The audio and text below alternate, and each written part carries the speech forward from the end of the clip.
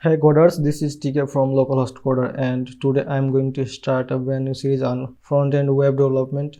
And friends, this course is for beginners who are just starting right now in their programming career, or for the experienced programmers who are working in another field but want to start web development and want to learn some basics of web development. And before starting the course, I'm going to tell you what we're going to learn in this course.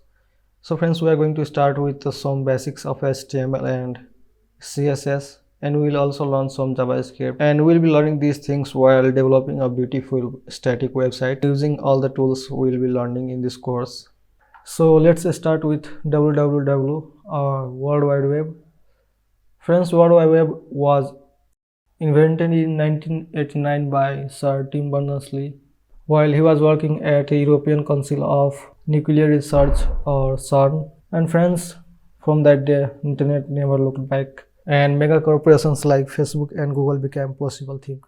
So how does the web works? To understand this, let's see an example here. Here is a client or a local computer, which is user's computer, and a server, which is nothing but a computer on another side of the internet, which is serving data to the users. In this process of browsing internet, a user requests data by sending a query by clicking on a hyperlink.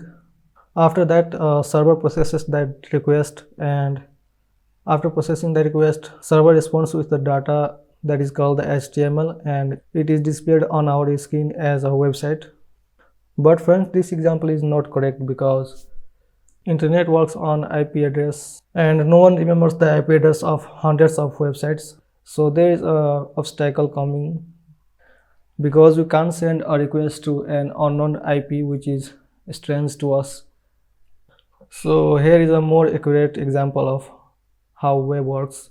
Friends, on internet there is something called DNS or domain name system, which knows the IP address and the domain name of millions of websites. And whenever you request with a domain name, it is going to the DNS. After that, DNS sends that request to the server with the information given by user and the IP address of the user. And after receiving the request from the DNS, the server processes the request of the user and gives the response to the users directly on their IP address with the information they needed.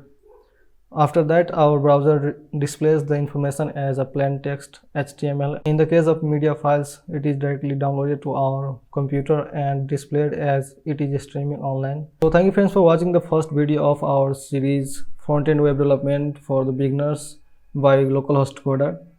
If you like this video, please share with your friends, and see you in my next video. Till then, keep learning, keep growing.